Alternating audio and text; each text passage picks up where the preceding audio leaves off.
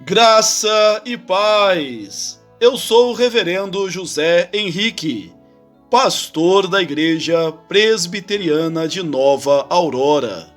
Aqui, em nossa escola dominical, estamos estudando a revista Nossa Fé, da editora Cultura Cristã. Tema trimestral: não adianta evitar os assuntos urgentes, eles não vão embora. Lição de hoje, lição número 12, união estável e membresia. Já começa chamando de estável, mas pode acabar amanhã. Texto básico. 1 Coríntios, capítulo 7, versículo 10 ao 17. Ora, aos casados ordeno, não eu, mas o Senhor, que a mulher não se separe do marido. Se, porém, ela vier a separar-se, que não se case, ou que se reconcilie com seu marido, e que o marido não se separe da mulher. Aos mais digo eu, não o Senhor. Se algum irmão tem mulher incrédula, e esta consente em morar com ele, não a abandone. E a mulher que tem marido incrédulo, e este consente em viver com ela, não deixe o marido. Porque o marido incrédulo é santificado no convívio da esposa, e a esposa incrédula é santificada no convívio do marido crente.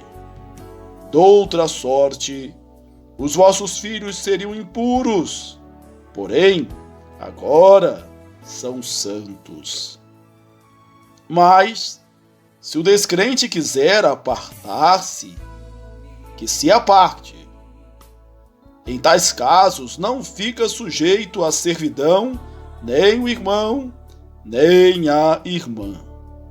Deus vos tem chamado à paz. Pois como sabes, ó mulher, que salvarás teu marido? Ou como sabes, ó marido, se salvarás tua mulher? Ande cada um segundo o Senhor lhe tem distribuído, cada um conforme Deus o tem chamado. É assim que ordeno em todas as igrejas. Introdução. Com as inúmeras mudanças sociais e culturais pelas quais o mundo vem passando, cada vez mais a igreja é chamada a enfrentar situações inusitadas. Essas questões exigem que a igreja pense biblicamente sobre o problema e ofereça soluções que glorifiquem a Deus. O caso de pessoas vivendo sob o regime de união estável, que desejam tornar-se ou continuar como membros da igreja, é uma delas. A Igreja de Cristo precisa ter claro qual o conceito a sustentar quanto ao casamento, a união estável e os requisitos para a membresia.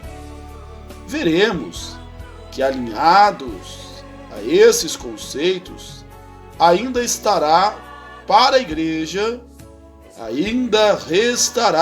igreja o exercício de sabedoria bíblica sobre a orientação do Espírito Santo para resolver a questão da membresia em casos de união estável. Nesta lição, veremos por que e como pensar biblicamente sobre mais esse desafio contemporâneo. Tópico 1. Conceitos fundamentais. Como adiantado, para crescer no entendimento desse tema, vamos relembrar de modo resumido o que é casamento e o que é membresia, segundo a Bíblia. A. Casamento. Primeiro, relembremos que casamento não é um sacramento, ao contrário do batismo e da ceia do Senhor. Entretanto, uma confusão histórica justifica o equívoco. Jerônimo, quando traduzia a Bíblia para o latim, Vulgata Latina, ele usou o termo sacramentum para traduzir a expressão grega mysterium, mistério, que descrevia a analogia entre o casamento e a união de Cristo com a Igreja em Efésios 5:32. Essa é a razão pela qual algumas vertentes do cristianismo pensam que o casamento é um sacramento, como no caso da Igreja Católica Romana. O casamento também não é um mero arranjo formal bilateral. Essa concepção é o conceito secular de casamento predominante na cultura ocidental moderna. Nesse modelo, acima do casal, somente o Estado supervisiona a instituição do casamento e tem autoridade para fornecer licenças de casamento, e caso alguma das partes descumpra alguma cláusula que diga respeito à sua parte no trato, o casamento poderá ser facilmente desfeito pelo divórcio. Conceber o casamento como qualquer uma das opções acima falha em um ponto vital. Uma visão meramente bilateral peca ao confiná-lo entre os cônjuges, esquecendo-se da importância de Deus sobre qualquer pacto, como sua testemunha principal. Todas as promessas feitas em um casamento são feitas corandel, diante da face de Deus. Confira Malaquias 2,14. Por outro lado, vê-lo como um sacramento falha em estabelecer uma base bíblica e segura para isso. Ao mesmo tempo em que dá ao casamento um status que pertence só à ceia e ao batismo, um e outro perdem de vista a riqueza multidimensional que define o casamento, a aliança. Acontece que a figura de uma aliança não é só uma metáfora para o casamento. O casamento realmente é uma aliança, o termo bíblico que transmite a ideia de um compromisso solene, que garante promessas ou obrigações assumidas por uma ou ambas as partes envolvidas nela. Todas as características pertencentes na aliança de Deus estão presentes no casamento, no relacionamento conjugal.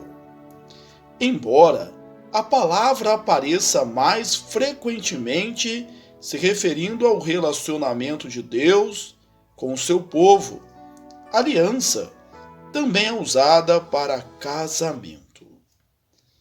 Definido, portanto, em termos de uma aliança, O casamento é um vínculo sagrado entre um homem e uma mulher, instituído por Deus e firmado diante dele, mesmo se o casal não reconhecer isso, e celebrado publicamente diante das autoridades civis devidamente constituídas, consumado normalmente pela relação sexual.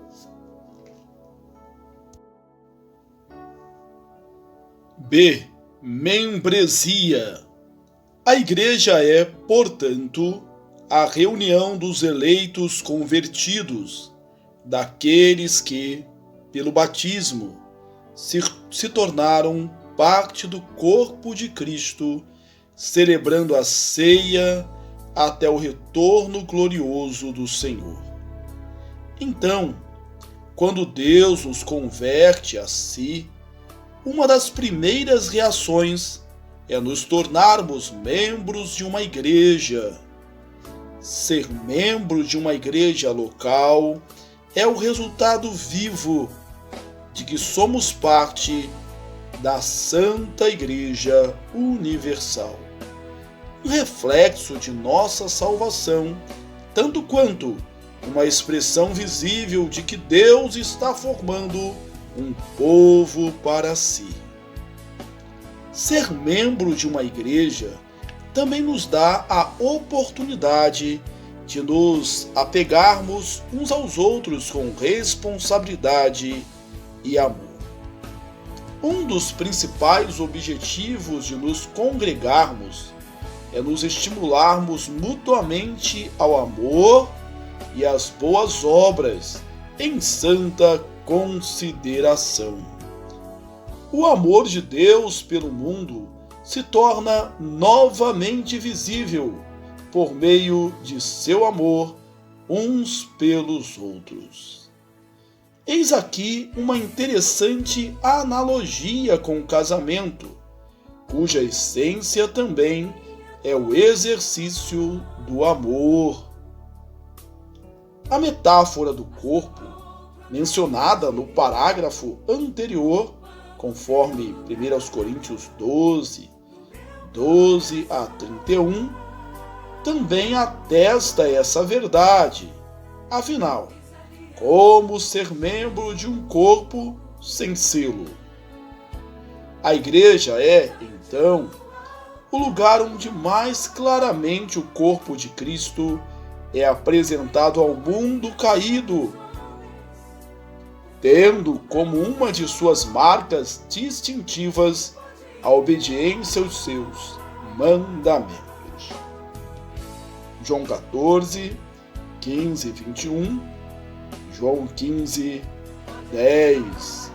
A metáfora do corpo também é usada para descrever o relacionamento conjugal, conforme 1 Coríntios 7, 4, 11, 3, Efésios 5, 23 e 28.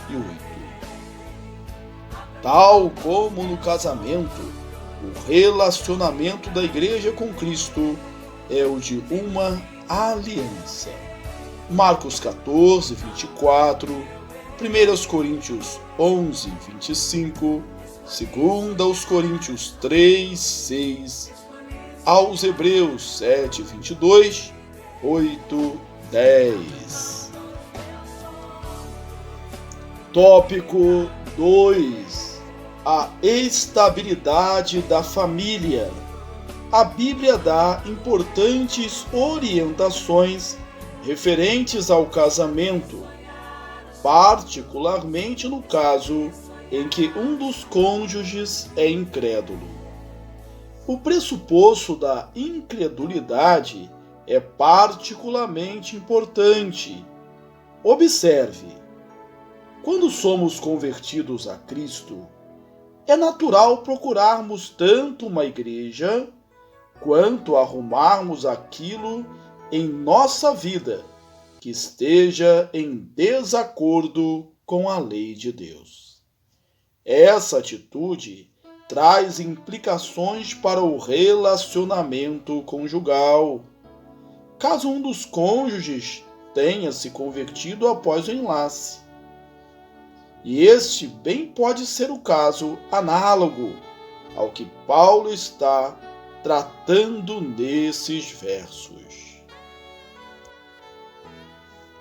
Naquela época, uma conversão ao cristianismo poderia significar o abandono conjugal. Afinal, a união havia se dado debaixo de uma crença idólatra comum. Apesar disso, o cônjuge incrédulo poderia consentir em permanecer casado. Nesse caso, a parte crente é instruída a não ensejar a separação. 1 Coríntios 7, 11 a 12. Paulo insiste que existe, em casos que tais, havia um benefício no convívio com o crente, a santificação do cônjuge incrédulo, conforme 1 Coríntios 7, 13 a 14. De modo análogo, no caso da conversão do casal em uma união estável, o casamento seria uma representação externa do arrependimento do pecado de fornicação, situação sob a qual viviam. Mas se apenas um dos dois se converter e o outro poderá não assentir quanto ao casamento, desejando manter a união estável. Nesses casos, a igreja entende que o conselho da igreja local tem autonomia para receber como membro a parte crente, após declarada a intenção de se casar. Na prática, significa não negar a essa parte crente, por conta de um pecado passado, o direito à participação nos sacramentos. A base bíblica que estabelece o princípio sobre o qual se alicerça esse entendimento está em 1 Coríntios 7, 15 a 16. Conquanto, contextualmente, Paulo esteja tratando de divórcio, contudo o princípio estabelecido aqui é aplicável noutros casos. Paulo não garantiu que o mero convívio do cônjuge crente com o incrédulo redundaria na conversão deste. Na verdade, ele deixou a questão da conversão em aberto, mas a da permanência no relacionamento não. Confira 1 Coríntios 7, 15 e 17. Visto o potencial prejuízo que uma situação tal como descrita vem a trazer, e levando em consideração que o cônjuge crente, não importando o peso de sua influência, não é capaz de inclinar um coração endurecido. Vale a máxima sobre a qual o apóstolo se alicerça: Deus vos tem chamado à paz. 1 Coríntios 7, 15. Tópico 3. A questão da membresia. Afinal, podem ser membros aqueles que vivem sob o regime de união estável? Basicamente, a resposta a esta pergunta é um exercício de sabedoria. Não podemos restringir a questão do casamento, membresia e união estável à máxima do consentimento mútuo, como se os três elementos fossem tão somente dependentes dele. O argumento de que o casamento, no início dos tempos, era um consentimento mútuo, esquece que em uma sociedade patriarcal, os pais ou os anciãos eram autoridades civis reconhecidas. O casamento só se dava mediante o seu consentimento legal. Veja o caso do casamento de Rebeca com Isaac, em Gênesis 24, 15 a 51.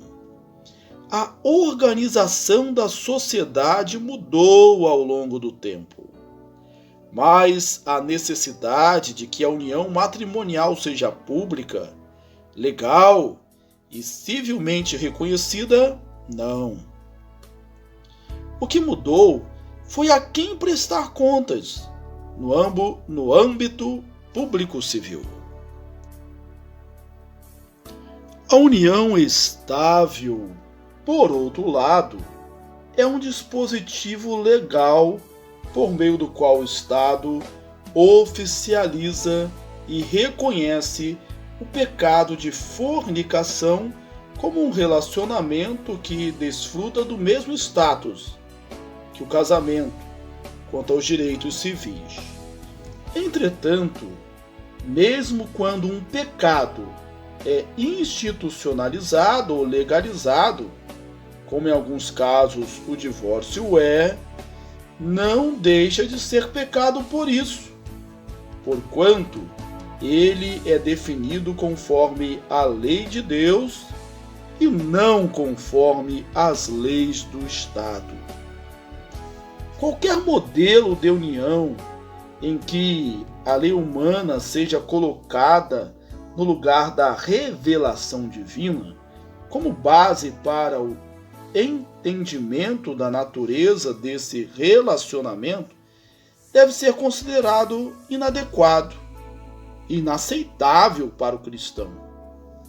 A Igreja não pode permitir que essa modalidade de união civil seja tranquilamente aceita em seu seio, visto ser sua divina missão espelhar nos relacionamentos humanos o tipo de compromisso relacional que Cristo tem com ela.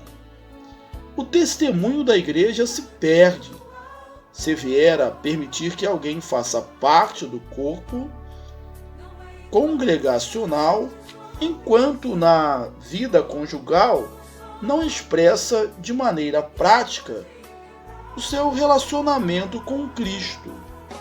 Se ambos alegam ser crentes, mas recusam se casar, a membresia deve-lhe ser negada. Contudo, se a parte crente declarar o seu desejo de se casar, mas a parte incrédula resiste, cada conselho é livre para decidir por sua membresia, após cuidadoso escrutínio. Conclusão: as mudanças pelas quais o mundo passa não são as regras que regem eventuais mudanças na Igreja de Cristo. Entretanto, a cada época, a Igreja é convocada a responder com sabedoria bíblica em face de cada um dos desafios que o seu tempo impõe.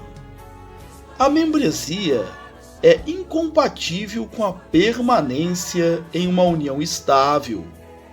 O casamento é a situação ideal sob a qual os membros da Igreja devem estar, inclusive com modelos imperfeitos do perfeito relacionamento de Cristo com a Igreja. Uma exceção é feita: quando um dos cônjuges se converte e é impedido de colocar sua situação em ordem, casamento, em virtude da decisão do cônjuge incrédulo. Nesses casos, o conselho da igreja local é livre para decidir por sua membresia. Aplicação 1. Devemos encorajar o casamento. Insista nesse ponto. 2. Exorte sempre ao arrependimento. Pessoas que vivem sob o regime de união estável, pois isso não é casamento e Deus não se alegra com isso. 3. Os membros da igreja devem espelhar seu relacionamento espiritual com Cristo de maneira prática. Esse é o seu testemunho vivo. Um grande abraço. Deus te abençoe. Até a próxima.